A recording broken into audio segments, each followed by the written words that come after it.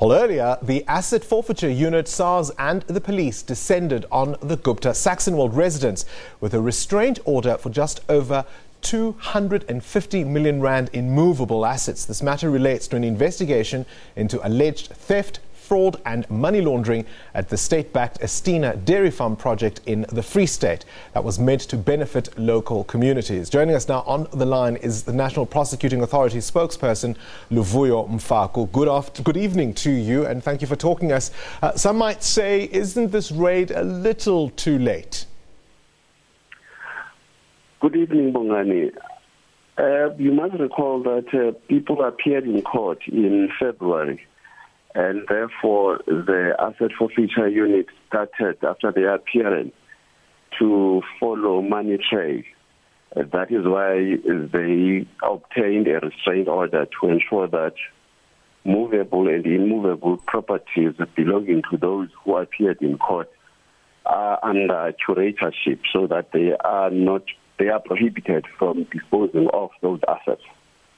What does this mean in terms of the presence of the Gupta brothers in the country? Does this suggest at least one of them is in the country?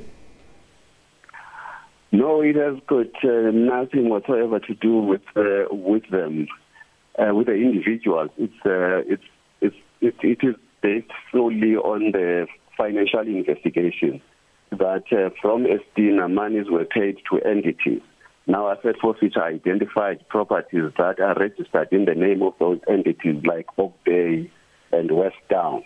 Hence, they were at the compound today to execute the order and identify properties that would form part of the order. The curator today compiled an inventory of all the assets, as well as advise those who are occupying that property that they cannot dispose that property without what is contained in the order, that is through him. He is now in control of the property.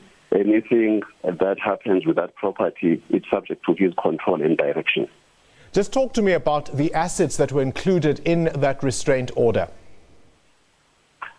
The assets, it's movable, that is residential properties. There are office buildings, there's 2 aircraft, there's a jet, there's farms, and there's other properties relating to the government officials. There were farms in respect of Mr. Tabet that were restrained, as well as vehicles. I know, as you say, that this was obviously specific to the order from the High Court in Bloemfontein, but also the question that arises is, these were decisions that were made at a political level, if you will, and might we see any action in that regard in terms of the individuals who enabled and allowed all of this to unfold?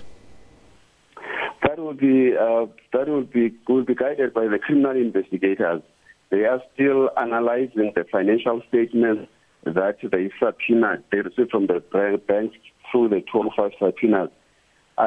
Once that analysis is finalized, then the prosecutors, in conjunction with the investigators, would identify people who would be added to those who have been charged. Now, you've gone specifically after Oak Bay-related assets. Where does this leave Duduzane Zuma? It's assets.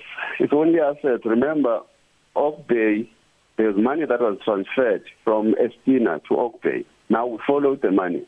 Then those properties that are registered in the name of Oak Bay, we have actually restrained those, so that once the criminal case is finalized and they are convicted, there's properties that would be forfeited to the state and auctioned, so that we recover the money that was allegedly acquired through illegal means. Right, that is the NPA's Luvuyo Mfaku on the line there, following on that seizure of assets at the Gupta compound in Saxonwold in Johannesburg.